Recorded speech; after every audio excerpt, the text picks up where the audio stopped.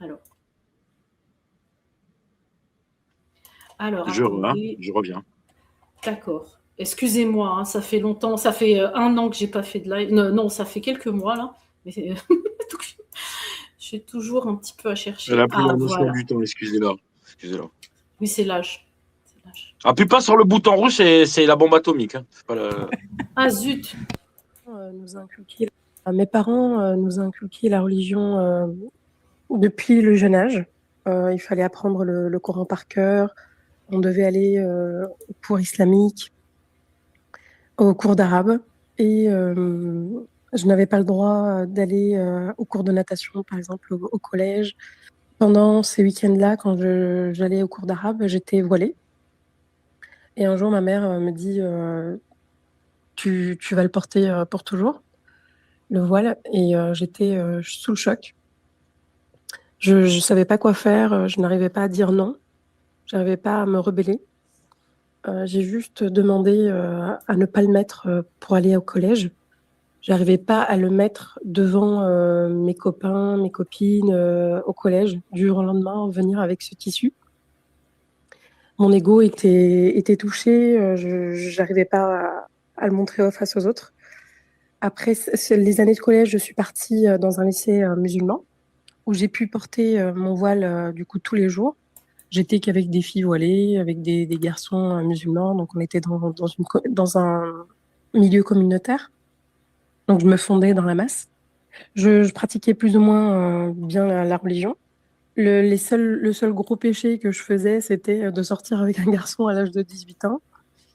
Même si cette fréquentation avait pour but le mariage.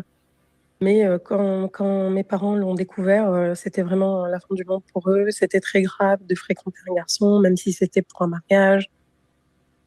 Mes parents... Voilà. On a eu le plaisir d'écouter un extrait de ce que fait Soraya. Alors, Soraya, je t'ai mise on stage avec nous. Maintenant, il faut que je trouve comment mettre ta fenêtre en plus grand par rapport à nous tous, là. Et comme ça fait longtemps que j'ai pas été là. Non, ça, c'est moi, c'est pas intéressant. Comment je peux faire? Est-ce que je peux mettre Soraya? Non. Pas le bouton rouge, moi. Oui, non, pas le bouton rouge. Bon. Merci. Soraya, tu nous entends?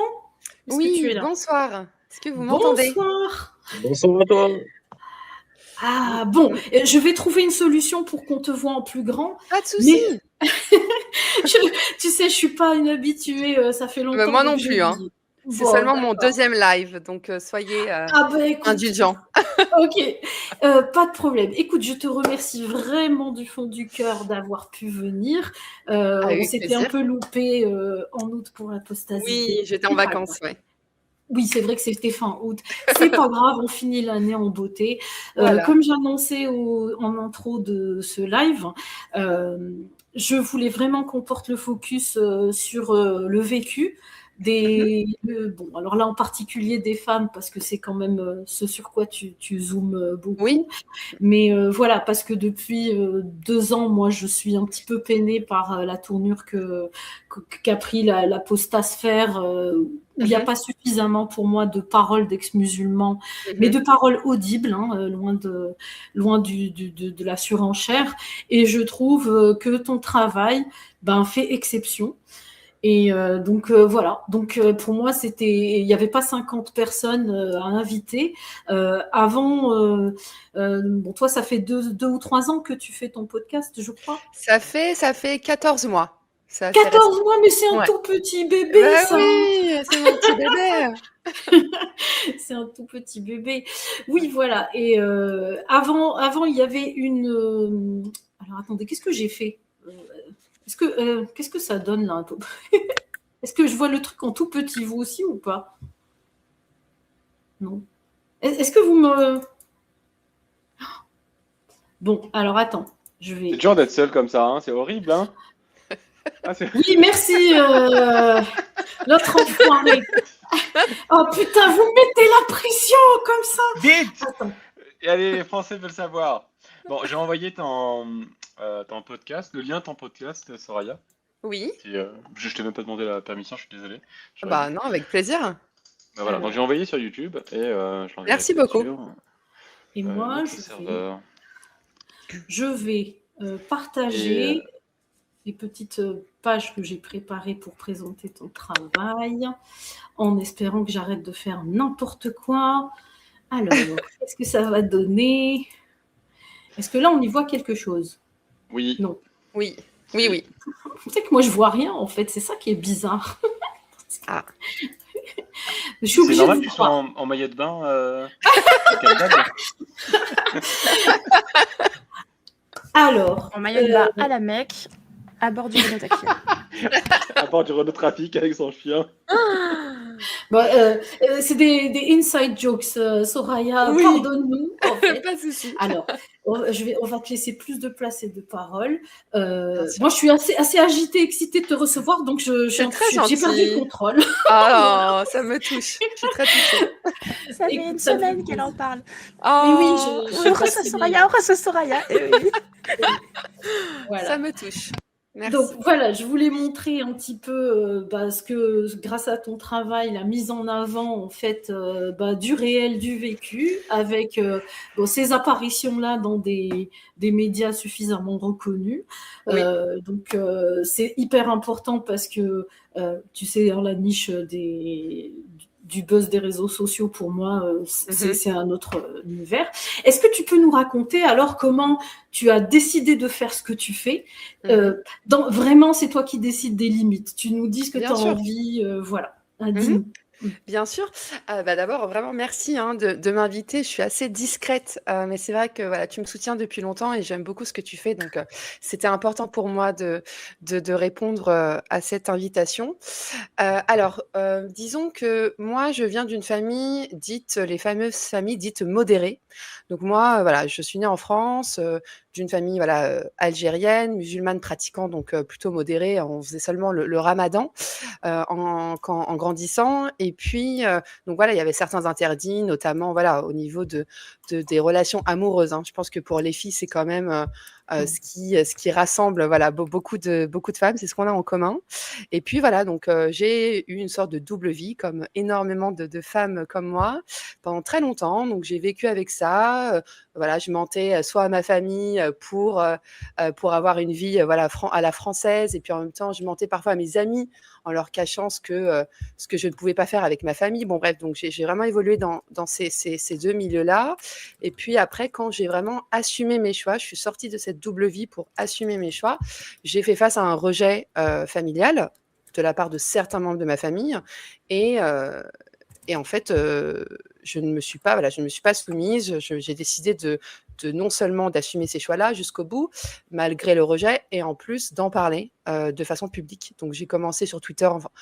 Tu avais raison quand tu disais 2-3 ans, parce que depuis 2-3 ans, justement, sur X, je fais des tweets à ce sujet-là.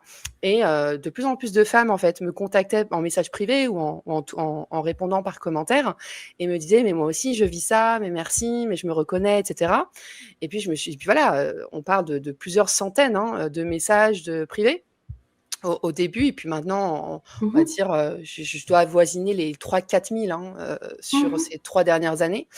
Et en fait, je me suis dit qu'il fallait faire quelque chose de ça, en fait, que les femmes, finalement, elles avaient beaucoup de choses à dire, mais elles ne savaient pas forcément quand, comment, avec qui. Et puis, et elles ont vu en moi une sorte de personne un peu légitime, on va dire, puisque je suis directement concernée. Et je ne parle pas directement de religion, en fait. Enfin, si vous voulez, moi, mon podcast, en tout cas à l'époque, les tweets que je faisais étaient les conséquences des règles religieuses dans nos vies, donc les conséquences directes, concrètes. Et moi, c'est ce qui m'intéressait. Donc après, j'ai découvert les apostats, donc il y a à peu près 18 mois, 2 ans, quelque chose comme ça. Donc je trouvais leur travail intéressant, mais moi, pour le coup, je ne me reconnaissais pas vraiment dans tout ça, parce que je ne parle même pas arabe. Enfin voilà, je viens d'une famille modérée, un peu basique, je parle pas arabe, j'ai jamais prié, j'ai jamais prononcé la fameuse shahada, etc. Donc moi, ce qui m'intéressait, c'était vraiment concrètement, en fait, voilà. Nous, en tant que femmes issues de familles musulmanes, on ne peut pas être en couple avec un non-musulman. On doit faire le ramadan. Ça, c'est vrai que c'est la seule pratique que j'ai. Voilà. Mais voilà, donc c'était vraiment ça. Je suis assez longue.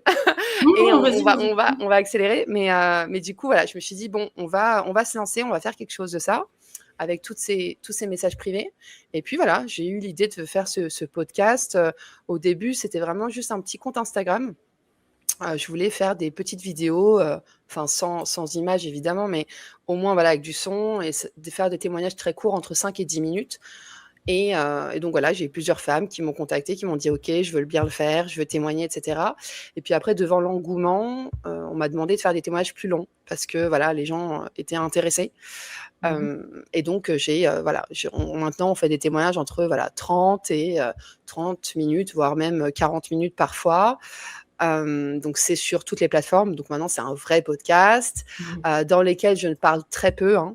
Moi, je parle simplement au début de l'épisode pour présenter l'épisode en question, donner l'âge, voilà, le prénom, l'origine de la femme qui témoigne, résumer un petit peu, même si c'est toujours très difficile à faire puisque ce sont des témoignages très riches et assez nuancés. Mais voilà, présenter l'épisode et puis après, je donne la parole et c'est un choix conscient puisqu'on m'a demandé est-ce que voilà, à l'avenir, je vais faire des interviews, mais je préfère vraiment que la personne déroule en fait son histoire sans interruption. Et donc voilà, et là on en est à je crois 25-26 épisodes en un an. Voilà, et j'ai fêté voilà, le premier anniversaire du podcast le mois dernier. Voilà. Merveilleux. Alors, bon, il y a, bon, comme tu dis, 26 podcasts, mais le dernier est quand même assez exceptionnel. Ah oui. Voilà. Et je m'y suis beaucoup reconnue. Génial. Voilà. Et vraiment, alors, tu as laissé échapper quelques rires dans cet épisode. Oui. Un grand bonheur, parce que c'était un peu difficile de faire autrement vu le sacré personnage que tu as interviewé. Mais voilà, moi en fait, je trouve que pour avoir connu la belle époque du cercle des apostats, donc la belle époque, c'était une époque où il y avait une dynamique où vraiment il n'était pas question d'être dans l'image, mais c'était vraiment comment dire, normalisé.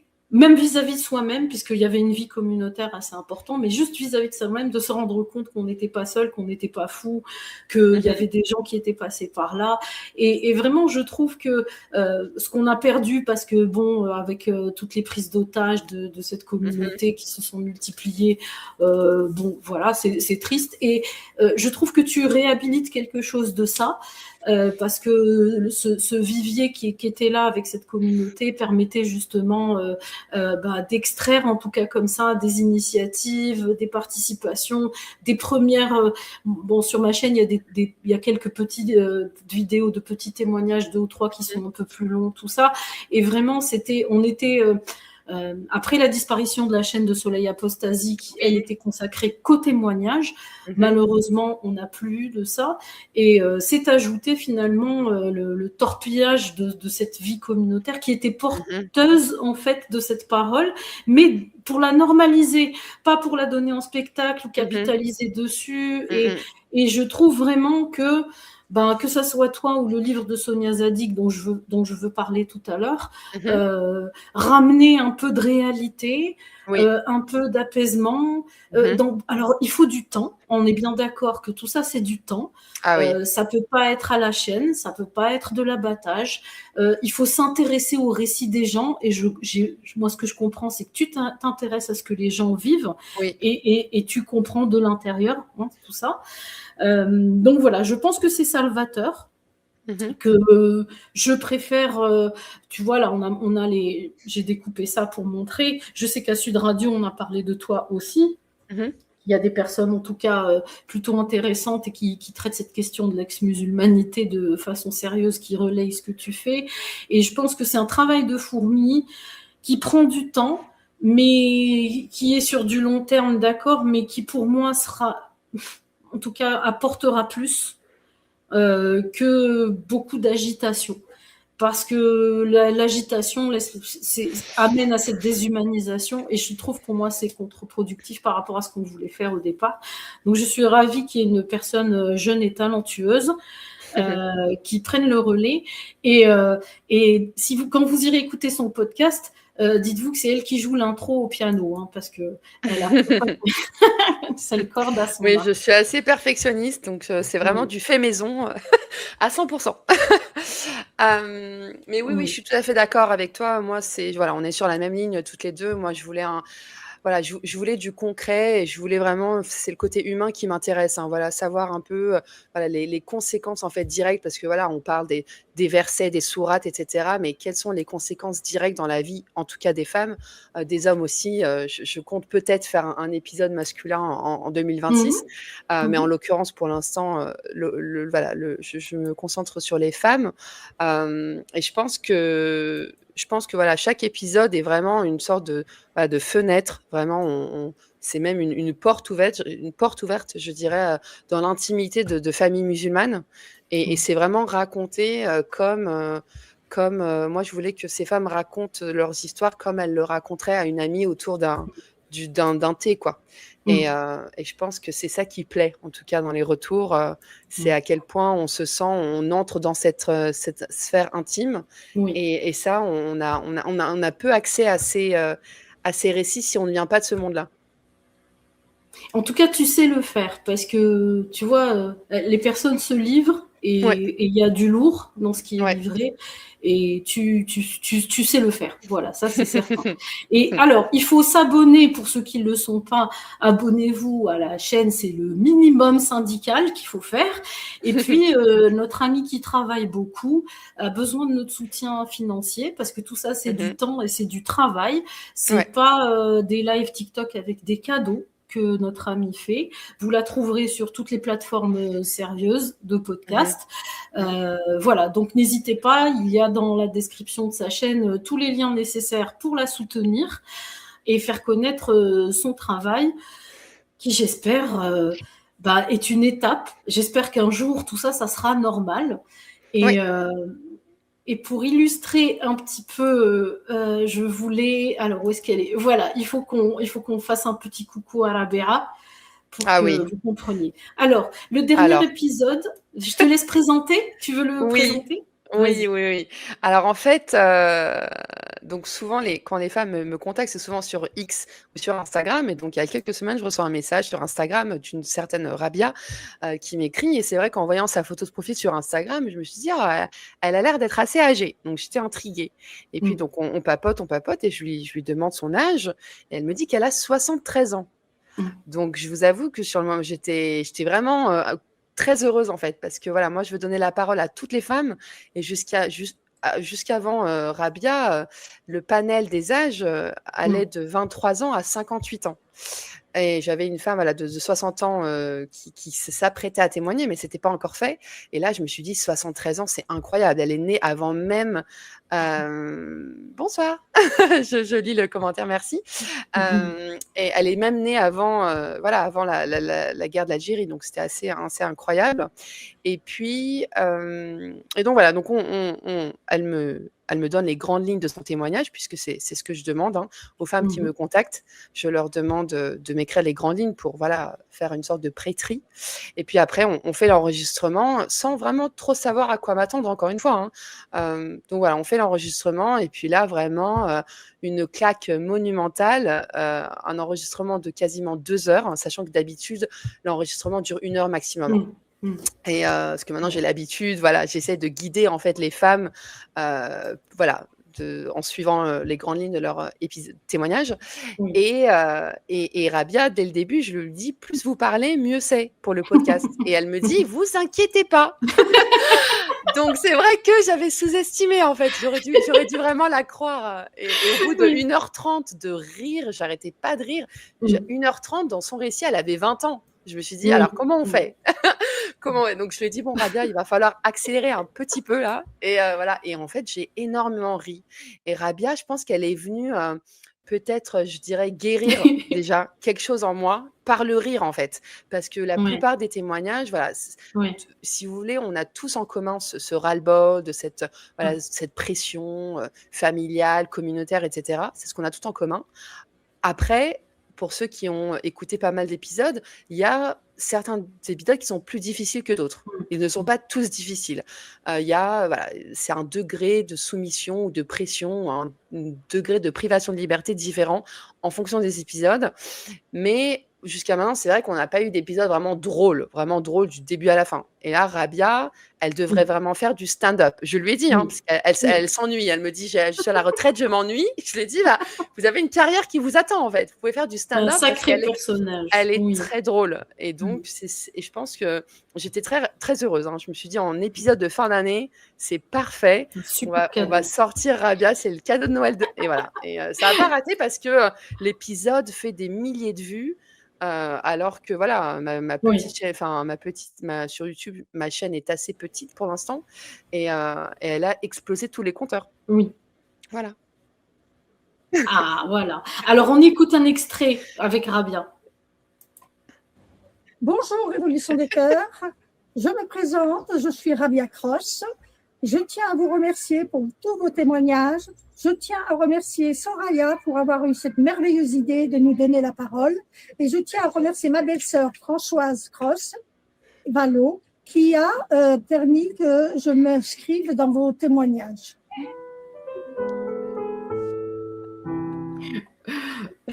Voilà, ça vous donne une petite idée du ton, en fait, et du personnage, voilà, à visage découvert. Ouais, et c'est ça, c'est la première, parce que certaines participantes ont accepté en fait de m'envoyer des photos.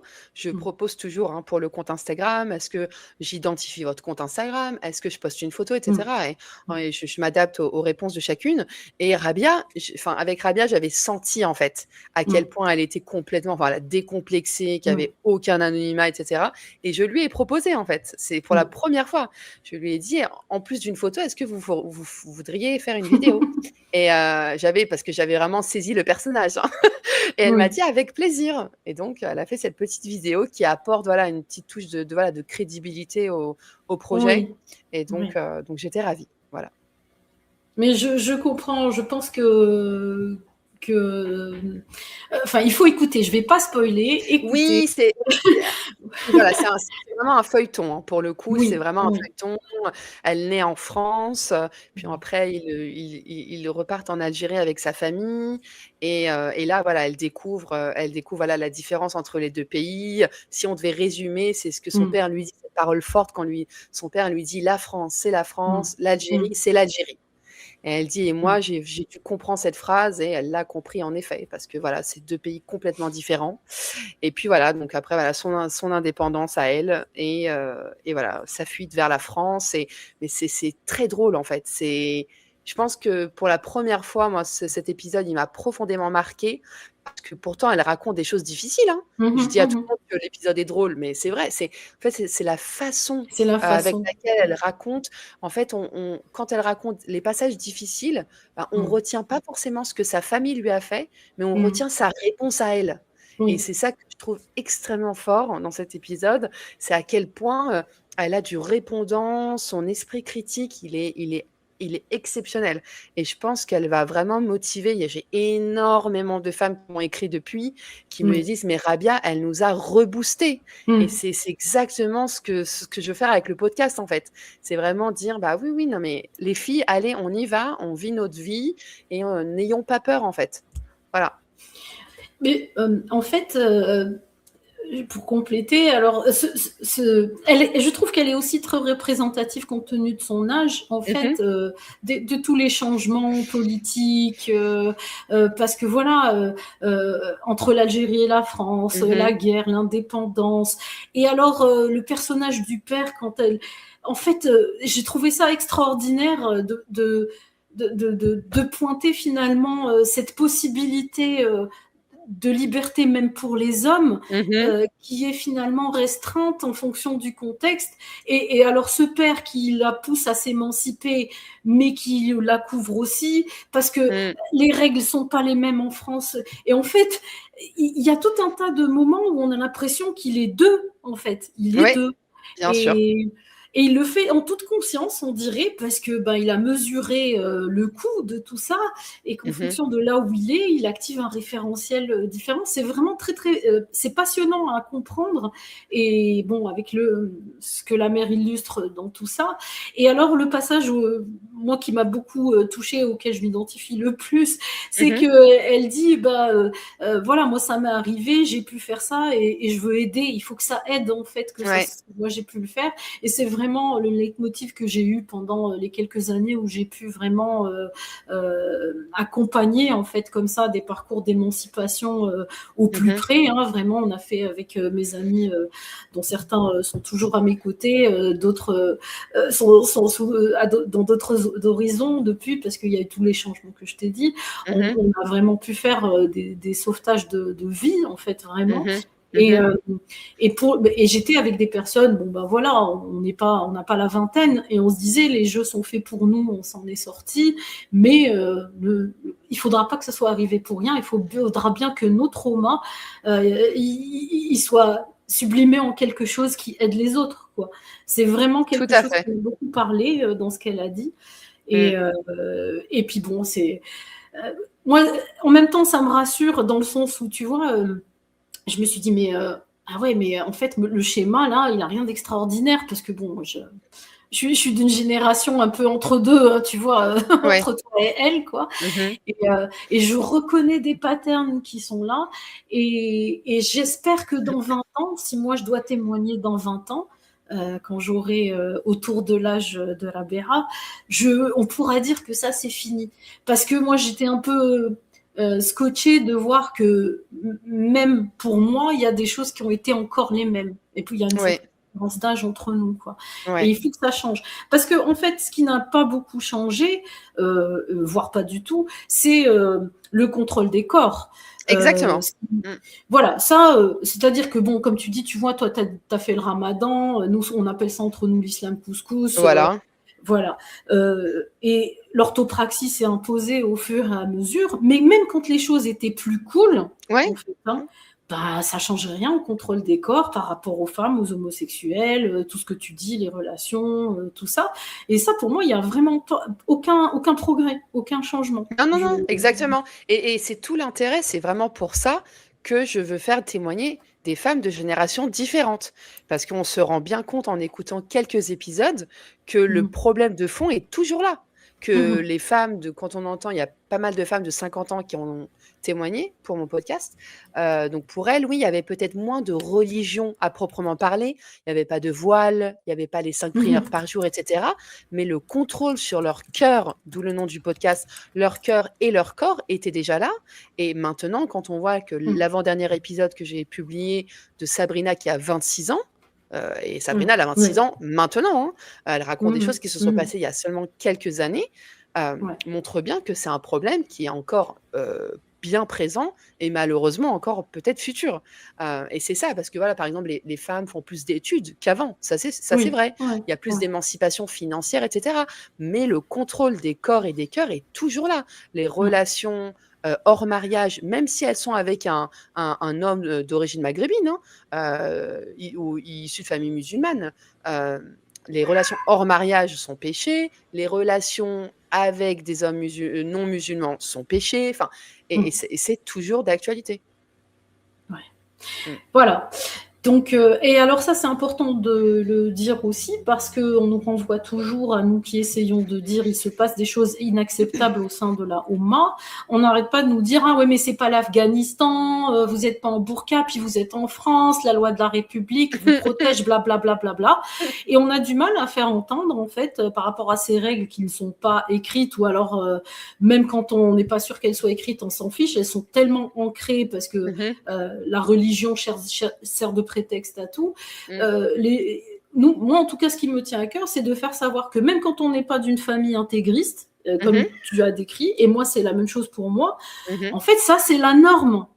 Ce Ouais. qu'on raconte là, de pas pouvoir choisir, ou alors tu as intérêt à être amoureuse de quelqu'un qui va bien passer, donc dans leurs critères, c'est la norme. Il n'y a pas besoin de venir d'une famille intégriste pour ça. Exactement, Voilà. exactement. Et merci de souligner ça parce que je pense que c'est vraiment la jeunesse du podcast. Quand je disais tout à l'heure en préambule que je venais d'une famille modérée, je pense que c'est pour ça que j'ai fait que j'ai fini par faire le podcast, déjà pour transcender ce que j'ai vécu. Mais je pense que si j'avais été en fait dans une famille très conservatrice, si vous voulez, j'aurais vu le rejet venir. Je le savais. Alors que j'ai eu beaucoup plus de liberté que pas mal des femmes du podcast. J'ai pu voyager, enfin, j'ai vraiment eu une vie à l'occidentale, tout en ayant, voilà, j'avais juste une double vie. C'était vraiment juste le côté sentimental. C'est vraiment ça qui manquait, en fait. Et je pense que c'est parce que, en apparence, voilà, mes amis pensaient que voilà, tout était OK dans ma famille, que j'étais dans une famille super cool, etc., que finalement, bah non, en fait, elle n'est pas si cool que ça. Et donc, c'est pour ça que c'est intéressant. Je repense à l'épisode, je sais plus, je crois que c'est l'épisode 15, quelque chose comme ça, de Dahlia. Dahlia qui a 30 ans, 35 ans, elle explique très bien ça justement. Tout au long de l'épisode, elle dit qu'elle venait d'une famille modérée. Et en fait, petit à petit, elle déroule des anecdotes et on se rend compte que derrière le vernis de la famille modérée, bah, y a quand même pas mal de problèmes. Et moi, je pense que c'est aussi vraiment mon objectif de faire parler ces femmes-là, de familles modérées. Ce sont celles qu'on n'entend finalement jamais. Puisque c'est pas tout noir ou tout blanc. C'est des nuances de gris qui sont difficiles à communiquer aux personnes qui ne viennent pas de ce monde. Ouais. Voilà, donc c'est du travail de fond qui demande un peu plus qu'une satisfaction immédiate. Parce que, tu vois, la critique, en tout cas, moi que je reçois, c'est vous critiquez le cirque de l'apostasphère, mais vous faites rien. Et le problème, en fait, c'est qu'on a l'impression que si on fait pas du spectacle, on ne fait rien. On a toujours fait des choses, on en faisait avant l'avènement du spectacle de l'apostasie des ex-musulmans. Et ça n'est pas rien, sauf que bah, c'est sûr, ça fait pas le buzz. Et puis voilà, tu vois, je vois un petit peu le rythme dans lequel tu es. On n'est pas dans la même temporalité, quoi. On n'est pas dans la gratification immédiate. Ça va pas être comme ça. Donc voilà, je vous remets la chaîne, la chaîne pour voilà toutes les vidéos, voir toutes les vidéos. Écoute, tu as donc des milliers de témoignages écrits en tout cas. Ça veut dire que tu as matière pour continuer de faire tout ça. Moi, je vais poser une dernière question. Après, je donne la parole à mes amis parce que voilà, moi aussi, je me souviens à un moment avoir vu que tu étais allée. Alors, je ne sais plus si c'est à l'Assemblée avec Sonia Zadig ou est-ce que j'ai fait des mix dans ma tête. Et j'ai pas retrouvé de traces de ça. Et je me souviens que ça avait rapport avec le livre qui se préparait. Est-ce que ça te dit quelque chose ou j'ai fait des mix dans ma tête? Oui, bah, je connais bien Sonia Zadig, c'est une amie. Oui, en fait, j'ai rencontré Sonia Zadig l'année dernière au Sénat. Donc au Sénat, il y avait aussi Fadila Maroufi, qui a d'ailleurs témoigné pour le podcast. Et donc, le livre, alors par contre, oui, son livre, je l'ai lu, hein, Les enfants perdus de la République. Et puis après, j'étais invitée aussi à l'Assemblée nationale il y a quelques mois. Voilà, mais du coup, le lien avec le livre. Alors, attends. Bah, j'ai fait un mix, tu vois. Voilà, non, mais par contre, je connais remonte. Sonia. Ouais. Je connais Sonia. Et puis, c'est vrai que nos travaux, là, en l'occurrence, le livre, c'est quelque chose de très similaire, finalement. Ce sont des témoignages, voilà. Après, c'est vrai que la concernant, voilà, puisque ce sont des témoignages, voilà, écrits qu'elle a dû retranscrire, etc. Donc, voilà, elle a été attaquée par tous les côtés sur ce livre. Moi, c'est vrai que ce sont des témoignages audio et puis il y a vraiment voilà, le consentement. Je fais des appels vidéo, donc c'est vrai que je suis protégée de quelconque attaque. Hein. On ne peut pas attaquer le podcast parce que voilà, j'ai les enregistrements, les femmes ont consenti, etc. Ce sont elles qui ont décidé les limites de leur témoignage. Mais après, voilà, moi, je pense vraiment hein, qu'il faut faire parler les personnes. Il faut, parce que on a tous beaucoup de choses à dire hein, sur ce sujet. Et donc, celles qui veulent parler, bah, il faut qu'on les entende parce que c'est du concret et je pense que c'est important, quoi. Tout simplement. Mhm. Mm. Voilà, ce travail de fourmi doit continuer et Oui.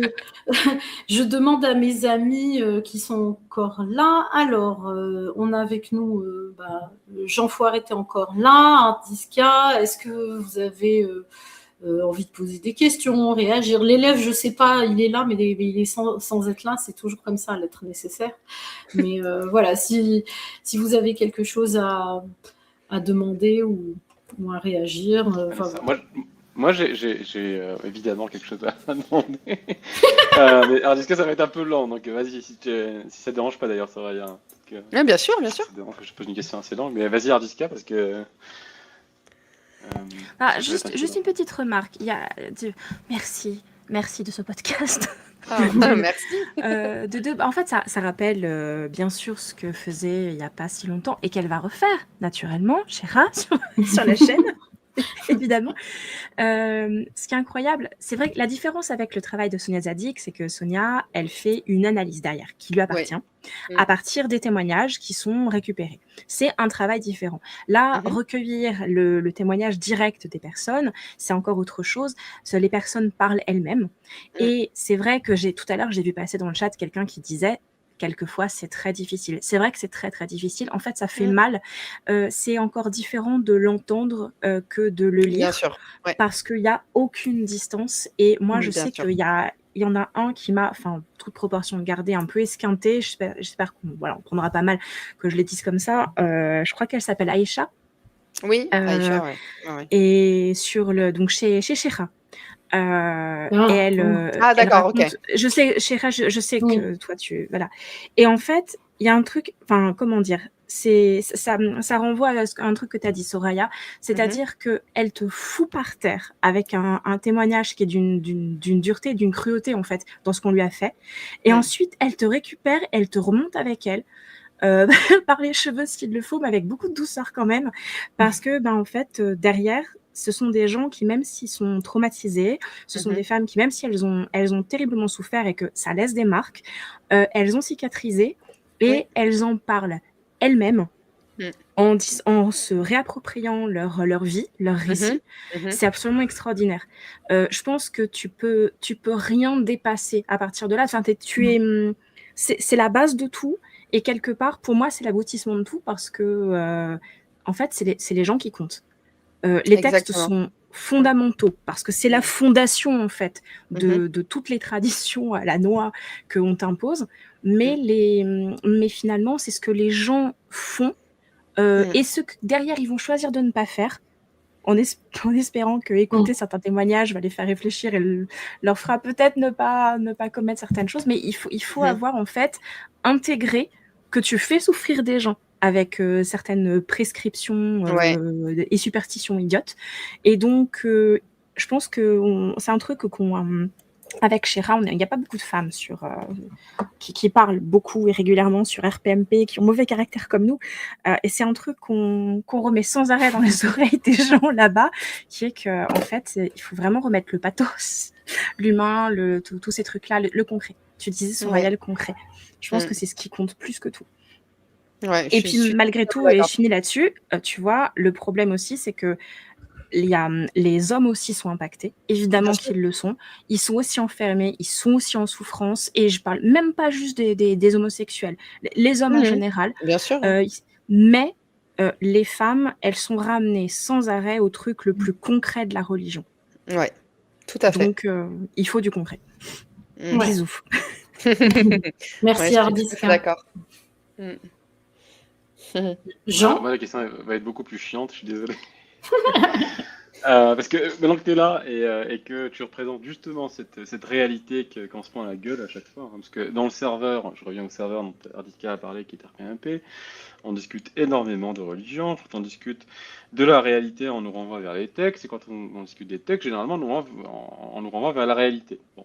Maintenant que tu es là, il y a un sujet qui revient très très souvent, qui est dont on parle, et je pense que la personne avec laquelle je parle beaucoup de ce sujet, ou on parle beaucoup de ce sujet, je vais parler au mon nom, je vais pas parler au nom de Shira, j'ai parlé au mon nom, c'est la question des dynamiques de pouvoir, parfois, tu l'as dit, extrêmement silencieuses et très très fines, au sein des familles musulmanes. Alors je parle des familles musulmanes parce que c'est celles qu'on connais le mieux, mais on peut évidemment parler d'autres familles que musulmanes, des familles religieuses ou conservatrices. Mais moi, je parle bien des familles musulmanes, du point de vue des pressions morales, des loyautés que tu dois respecter en tant que femme musulmane, en tant qu'homosexuel, en tant qu'homme, j'en sais rien moi, et des rapports d'autorité, et des silences qu'on t'impose, que tout ça t'impose. Cette question-là, j'essaie juste d'élargir un petit peu la focale. Alors, la question ne prétend absolument pas, quand je te pose la question, je pose la question à quelqu'un qui est confronté à cette réalité-là, beaucoup plus que moi.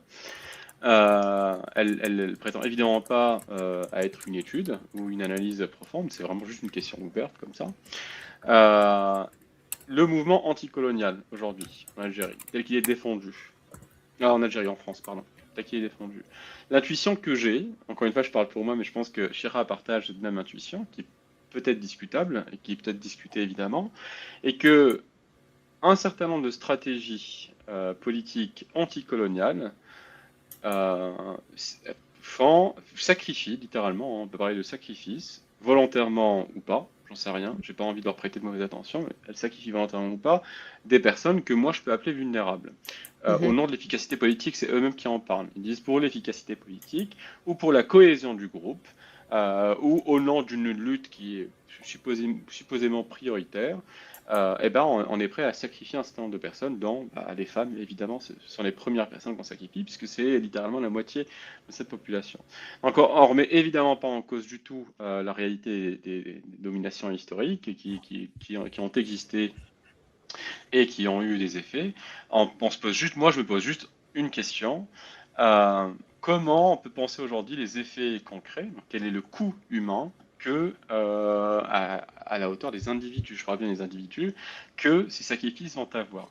J'essaie de te poser la question là, c'est très très dur de poser la question, je peux juste te dire est-ce que tu as quelque chose à en dire, mais la question que je pose c'est est-ce qu'un mouvement colonial, quand il fait une espèce de hiérarchie des luttes, par exemple en disant que certaines revendications divisent beaucoup trop la Oumma, la communauté, ou qu'elles arrivent beaucoup trop tôt, est-ce que j'ai pas envie de dire est-ce que c'est moral, comment tu le vois, comment tu le perçois toi, qui décide en gros de ce qui est prioritaire et sur quels critères on décide que c'est prioritaire? Je parle bien de la France ici, je parle pas de l'Algérie, je parle de la France. Je sais pas si c'est clair comme question, je suis désolé, mais Si, non, j'ai bien compris, et tout à fait, c'est d'ailleurs pour ça que j'ai créé, mon podcast est le premier dans ce genre à vraiment donner la parole seulement aux femmes issues de familles musulmanes. Et j'arrête pas de dire que mon podcast est un miracle en soi, parce que c'est incroyable que autant de femmes veuillent parler oralement, parce que on a toujours eu ce chantage, en fait, ce chantage psychologique de si on parle, on va faire le jeu de l'extrême droite. Donc, c'est vraiment pour ça que nous n'avons, en tant que filles d'immigrés, parce qu'après, les femmes qui sont en Algérie et qui vivent ça en Algérie, etc., voilà. Mais je parle vraiment en tant que femme française, née en France, d'origine maghrébine, on s'est toujours empêché d'en parler parce qu'on ne veut pas donner une mauvaise image de la Oumma. Et donc ça, c'est le cas depuis déjà 30, 40, voilà, des décennies. Mais maintenant que tu parles justement de ces mouvements décoloniaux, etc., maintenant, si vous voulez, c'est encore pire qu'avant, entre guillemets. Bon, il y a les réseaux sociaux qui font qu'au moins, on peut tweeter sur ce sujet et on peut créer des chaînes YouTube. Voilà, donc ça, c'est bien. Mais sinon, quand on voit que, moi, je le vois, hein, j'essaie de parler à des personnes, notamment de LFI, etc., parce que mon podcast, encore une fois, hein, n'est pas contre la communauté musulmane. Mon podcast, comme disait Chéra, c'est un travail de fourmi, c'est un travail de fond. Moi, je veux justement renouer le dialogue et je veux que les personnes musulmanes écoutent le podcast pour voir les conséquences dans la vie de ces femmes. Donc, je veux vraiment qu'à gauche notamment, parce que la gauche nous a complètement oubliés, et maintenant, elle ne fait pas que nous oublier, hein, elle veut vraiment nous silencier encore plus qu'avant. Je le vois très bien. Pourquoi? Parce que les rares personnes à qui j'ai pu discuter, en leur envoyant le podcast, elles ont été extrêmement mal à l'aise en me disant « Et les voilées, où sont-elles? Est-ce qu'on peut parler des voilées et de l'islamophobie ?» Voyez? Donc, si vous voulez, elles ont vraiment, quand je dis elles, je parle par exemple des néo-féministes qui, en voyant, si vous voulez, elles voient les femmes d'origine maghrébine, elles ont fait 2 catégories. Donc les femmes, on parlait de hiérarchie, faudrait parler de hiérarchie. Donc les femmes voilées, par exemple, victimes d'islamophobie, ce sont vraiment les personnes à protéger. En revanche, les femmes, parce qu'elles matchent, si vous voulez, le discours anticolonial et le discours antiraciste à souhait. Elles cachent vraiment, elles cochent la case, pardon. En revanche, les femmes comme Chéra ou moi qui parlons d'émancipation, de liberté de conscience, de liberté des corps, etc., bah forcément, on provoque chez elles une erreur 404. C'est très difficile pour ces personnes-là parce qu'en fait, si vous voulez, le podcast vient mettre en lumière tous ces sujets tabous qui ont été évités par la gauche, notamment depuis. Je parle de la gauche parce que c'est la gauche qui nous a toujours invisibilisés surtout. Et la gauche est censée défendre la liberté de conscience. Donc il y a vraiment un gros problème à ce niveau-là. Donc, je ne sais pas si je réponds vraiment à ta question, mais moi je dirais que oui, c'est vraiment le problème actuel, parce que moi je pensais, et je tweete souvent à ce sujet, je dis que souvent je pensais que le plus dur aurait été de créer le podcast et de donner la parole à ces femmes, mais en fait le plus dur c'est d'avoir du soutien, du vrai soutien. Là, voilà, j'ai eu un petit peu de couverture médiatique, notamment avec l'Express la semaine dernière, avec une double page. Donc, c'est un événement. Pour moi, c'est un énorme accomplissement, pas personnel, mais pour la cause. Parce que c'est un sujet extrêmement tabou qui a été imprimé noir sur blanc dans un magazine français. Donc, c'est une grande victoire parce que très, très peu de personnes veulent parler de ce sujet-là.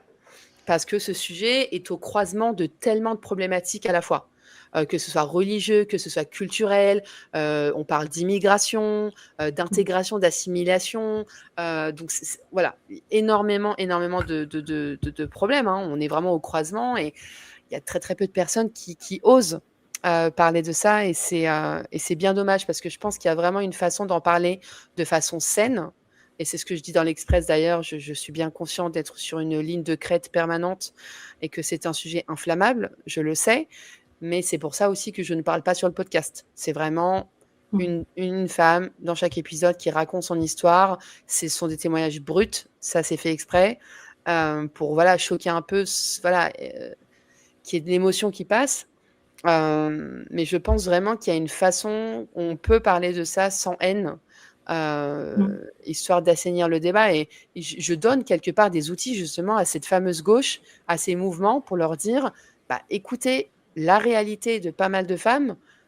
Et enfin, ils ont vraiment les clés en main. Je leur simplifie la tâche.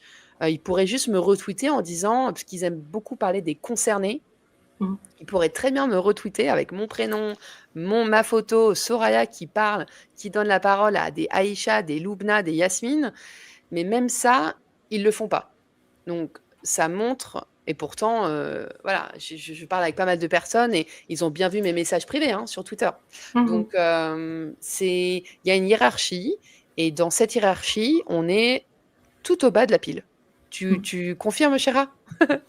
Bah oui, nous on a essayé, avant que tout ça ne soit officiellement du carburant pour la droite identitaire et tout ça, puisque voilà, eux n'hésitent pas à s'emparer des choses et n'hésitent pas à trouver des gens qui veulent collaborer avec eux.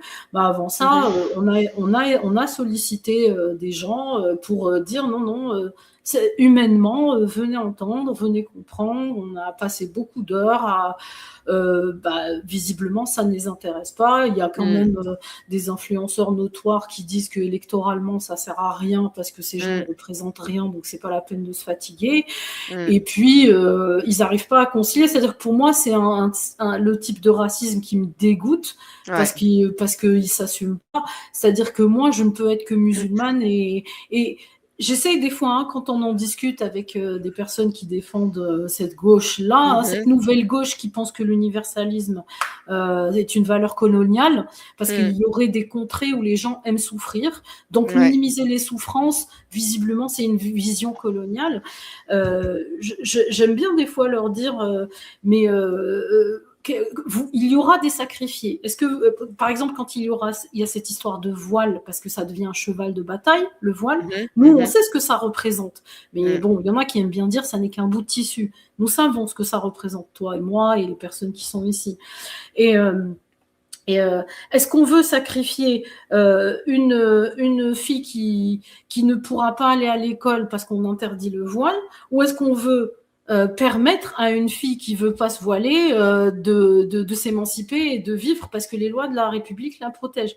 Mais vous voulez sacrifier qui? Parce qu'à un moment donné, c'est inconciliable. Et on me le dit, ah, mais tu penses pas aux femmes qui vont plus pouvoir faire ci, aux femmes qui vont plus pouvoir faire ça. Moi, je défends pas forcément l'interdiction.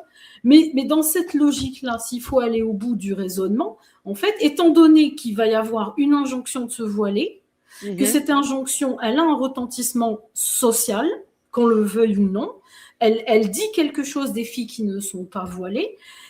Quel est le choix? Est-ce que le choix, c'est de protéger parce que, je sais pas, moi, il y a une repentance coloniale, je sais pas quoi, là, ce qui est en train de se jouer avec je suis le gentil non raciste. Voilà. Qu'est-ce que vous voulez sacrifier? Celles qui veulent pas se voiler ou celles qui veulent se voiler? À un moment donné, il va falloir faire un choix parce que ça devient inconciliable. Aujourd'hui, on en est quand même à négocier le voilement des enfants. Des enfants. Ah ouais, non, c'est très grave. C'est pour ça que par rapport à la question de JF, on est vraiment très très loin.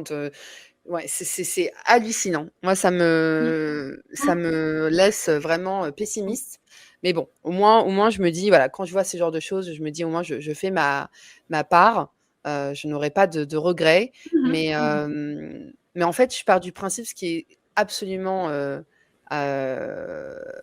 consternant, c'est de se dire que finalement, moi, si vous voulez, je veux dire, j'ai rien contre, voilà, s'il y a des femmes qui veulent se voiler, etc. Même si, bon, est-ce qu'on peut vraiment parler de choix quand depuis la naissance, on te dit que voilà, les femmes qui sont voilées, elles sont pures, etc. Bon, bref, ça c'est encore un autre sujet, mais au moins juste en fait de donner un minimum de visibilité et la parole à celles qui ne veulent pas se voiler. Or, dans l'espace médiatique, c'est un non-sujet, en fait. On ne voit que celles qui sont voilées et qui le revendiquent et qui insultent la France d'islamophobe, alors que nous, on est complètement invisibilisés. Donc moi, j'aimerais juste, en fait, qu'on existe. Juste d'un point de vue médiatique et politique, pourquoi pas, mais au moins médiatique et même social, en fait. Juste, voilà, qu'une femme qui dise, bah voilà, moi, je ne suis pas musulmane, qu'elle n'ait pas de regard bizarre quand elle dit ça. Voilà, je veux juste qu'on existe, tout simplement. Et même ça, c'est un chemin de croix, hein, c'est très difficile.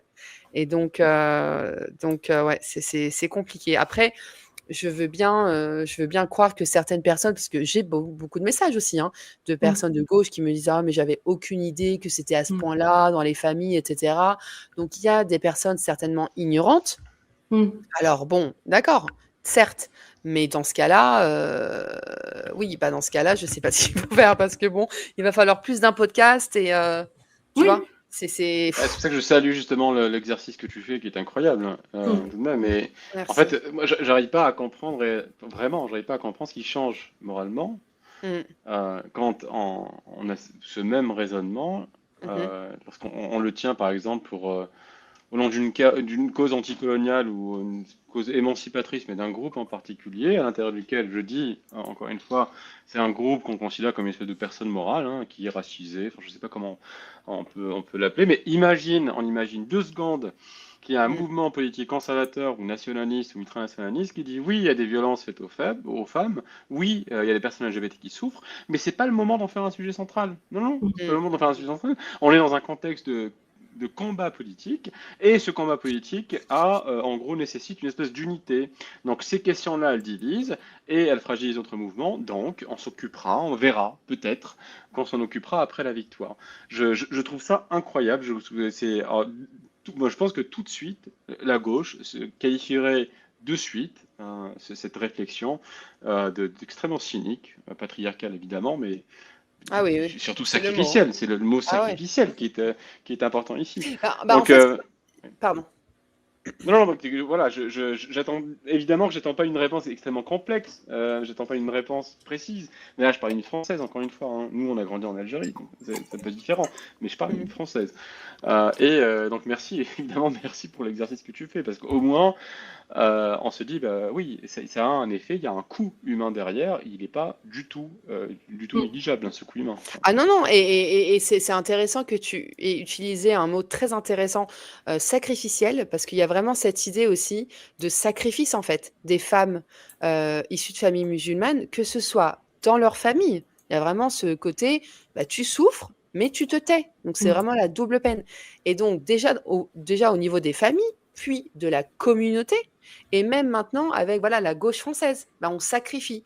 Et c'est aussi pour ça que j'ai voulu, ce podcast, c'est vraiment, voilà, je transcende une épreuve personnelle, mais c'est beaucoup plus que ça en fait. C'est aussi, bah, voilà, et ben ces femmes qu'on veut tant cacher, et ben elles sont là. Et là, il n'y a aucune façon de les ignorer. Alors évidemment, on peut les ignorer en ne pas écoutant le podcast, mais une fois qu'on appuie sur play et qu'on lance l'épisode, c'est une réalité qui devient très difficile à ignorer en fait. Il y a beaucoup de personnes qui me disent, bah, les témoignages restent avec moi pendant plusieurs jours. Parce qu'ils sont tellement bruts, c'est tellement d'entendre la voix comme ça d'une femme dans ses oreilles. Beaucoup écoutent ça dans le train, dans le métro, avec des écouteurs. Et à ce niveau-là, c'est vraiment une victoire. Parce que ce sont, encore une fois, des récits. Certaines femmes, c'est la première fois qu'elles racontent leur histoire, directement au micro. Parce qu'on leur a toujours dit, taisez-vous, en fait.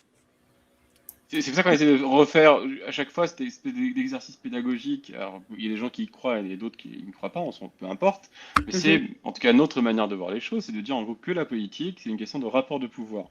Et il y a des rapports de pouvoir qui existent au sein de la cellule la plus petite, la cellule sociale la plus petite qui est la famille. Ça, c'est des rapports politiques au sein de la famille. On ne parle pas de mésopolitique, on parle de micropolitique. Et ensuite, on se déplace vers un niveau, c'est ce que tu as dit, vers le niveau de la communauté, de quelle manière on s'émancipe par rapport à sa communauté, pas nécessairement par rapport à sa famille, et de quelle manière on s'émancipe dans la République française en tant que citoyen de la République française. Et moi j'arrête pas d'essayer d'expliquer aux gens que la politique, c'est pas uniquement au niveau macro-politique, c'est pas uniquement au niveau du vote au présidentiel, au législatif. La politique s'exerce à tout niveau, où il y a une espèce de jeu de pouvoir, des pouvoirs évidemment qui sont assez souvent non légitimes, surtout lorsqu'il y a des lois qui régissent normalement la famille, qui est la loi de la République. Voilà, donc oui, c'est de la politique, hein, ce que font ces femmes-là, et c'est de la politique, parce que elles essayent en gros de jongler avec des rapports de pouvoir qui sont, pour moi en tout cas, illégitimes. Ouais. Voilà. Il y a un truc aussi qui est que, tu vois, les gens qui prônent ça, qui prônent finalement une forme de séparatisme presque accidentel, en prétendant le contraire, ces gens-là vont considérer la femme musulmane, alors déjà comme un machin conceptuel homogène, là, et puis complètement détaché, complètement décorrélé toute la société derrière. Or, c'est pas ce qui se passe en fait, pas du tout. Dans la vraie vie, ces femmes-là, elles sont françaises, on va parler du cas français, elles sont citoyennes, elles font partie d'une société, elles vont rencontrer quand même d'autres personnes, dont des femmes qui ne sont pas musulmanes, ou qui sont musulmanes et pas voilées, modérées, etc. Donc, elles vont exporter quelque chose d'elles, elles vont dire quelque chose, il y a un dialogue permanent, même s'il est pas volontaire, il y a un dialogue permanent avec le reste de la société, parce qu'elles ne sont pas heureusement enfermées chez elles. Et on assiste aujourd'hui, bien sûr, dans des franges radicales d'autres religions que l'islam, on assiste, mine de rien, à un retour de l'extrémisme, de la radicalité religieuse, avec tout un discours ultra patriarcal, pour le coup, sur la femme, alors la femme catholique, la femme protestante, la femme juive, etc. Et, surprise, voilà que maintenant, on a des cathos qui se voilent.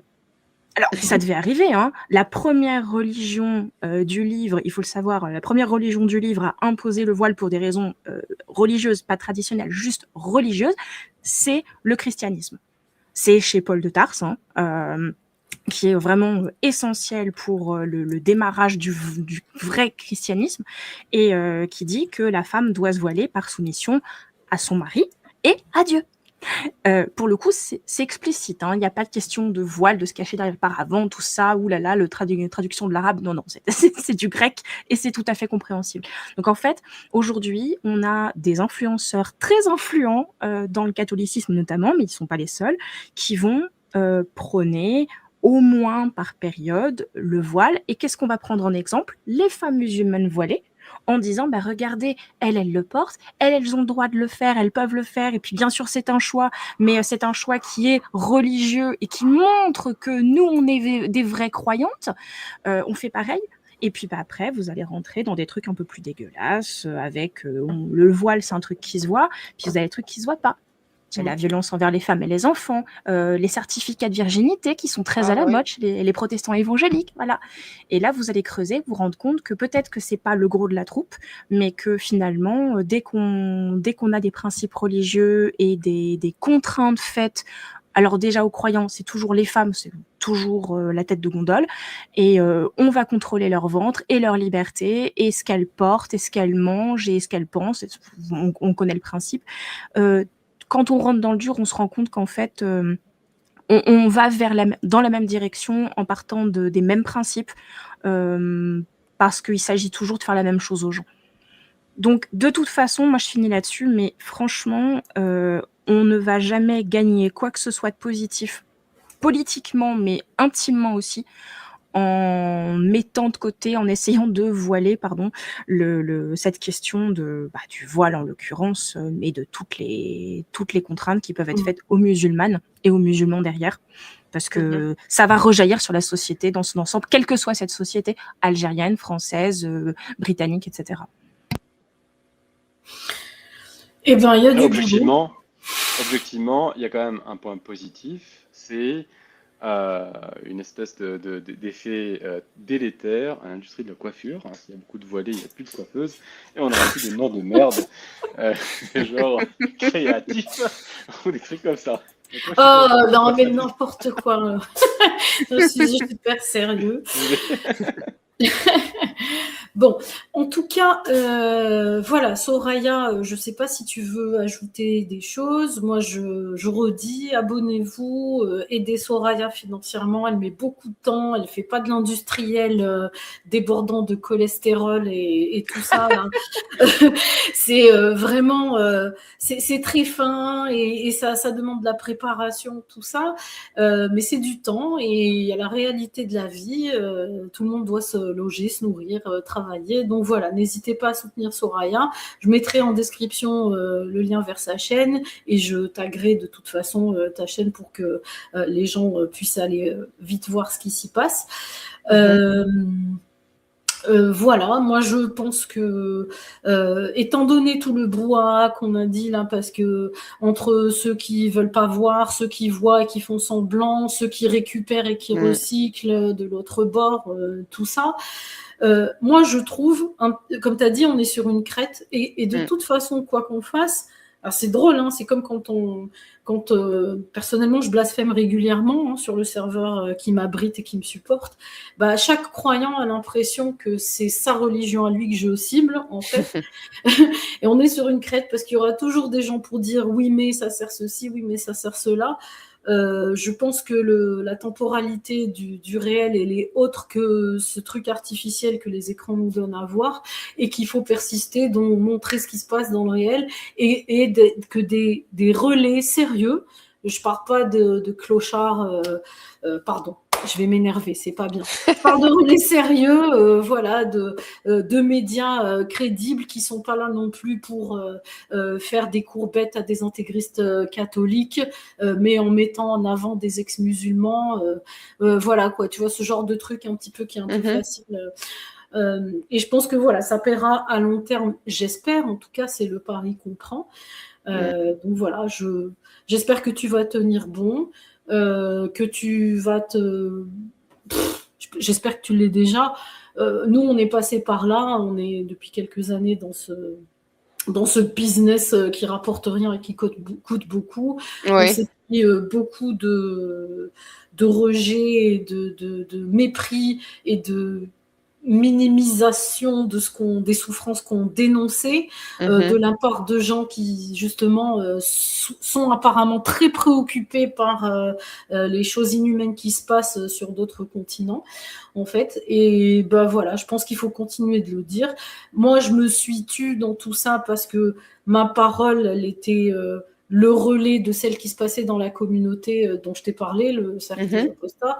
Le cercle des apostats a été d'abord pris en otage dans la période où il fallait faire du gringue à l'extrême droite. Ensuite, aujourd'hui, apparemment, c'est plutôt du côté décolonial et léfiste où on apprend aux gens qui rejoignent un cercle pour pouvoir s'exprimer, où on leur dit raser les murs parce qu'il faut d'abord qu'on s'occupe du racisme systémique. Donc, ne faites pas trop. Vous êtes une minorité dans la minorité. Alors là, si en plus vous êtes homosexuel ou LGBT et ex-musulman, mais encore plus disparaissez, quoi. Et oui, complètement. Là. Oui, c'est noyauté. C'est le jackpot. Ouais.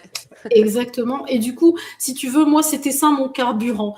Je peux pas créer du contenu pour du contenu, et les gens que j'ai mis en avant dans ma modeste chaîne, c'est des gens que je côtoyais réellement et que j'ai aidé et soutenu et qui m'ont apporté beaucoup dans cette communauté-là, qui pour moi, voilà, je n'y suis plus. Je sais que ce serveur existe, mais moi, si c'est pour qu'on me dise ce que j'ai droit de dire ou pas, ça va pas se passer comme ça. Moi, je suis un peu comme Rabea. Tu sais, ça va pas se passer comme ça. Voilà, quoi. Donc, il faut continuer. Et c'est dans la lignée de ce que fait Sonia. Est-ce que tu as le temps de rester avec nous ou tu dois repartir Oui, je peux rester encore un petit peu, ouais.